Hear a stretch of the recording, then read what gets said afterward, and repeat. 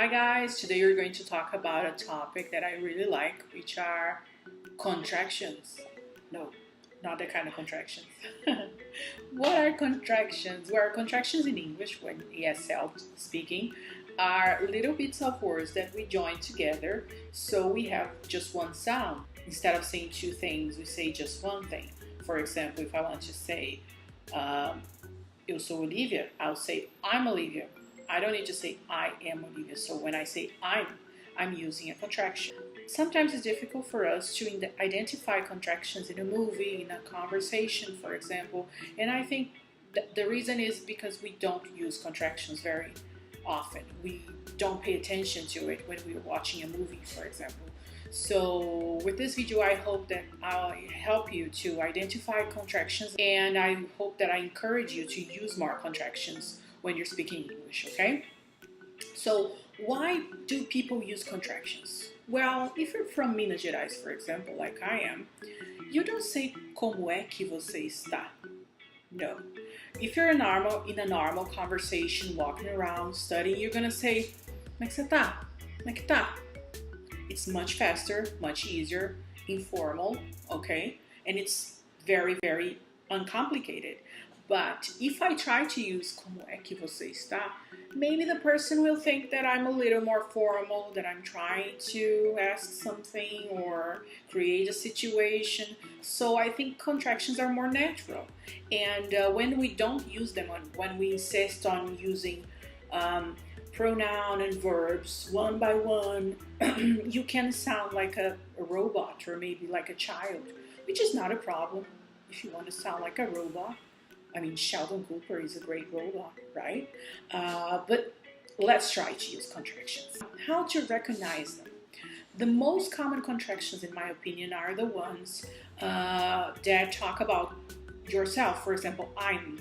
It's a very often used contraction. Another one is I'll.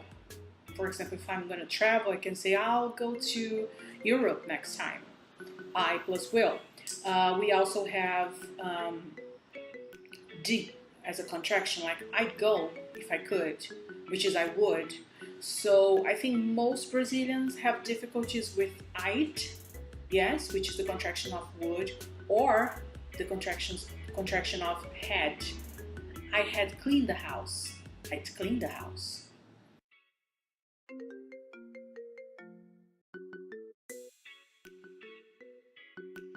And we also have some difficulties with the present perfect contractions, like I've been to Rio many times, which is a lie. I haven't been to Rio.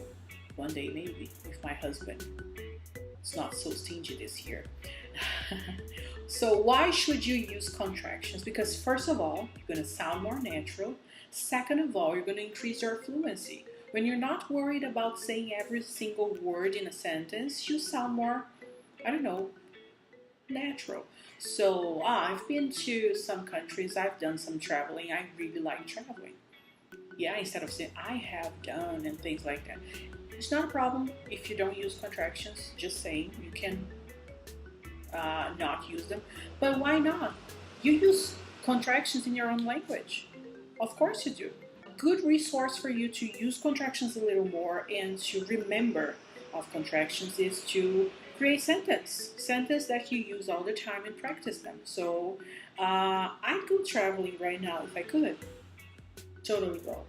See, I love traveling, so it makes sense for me to say that. Or when I get emails, I mentally go, oh, I'll check that later.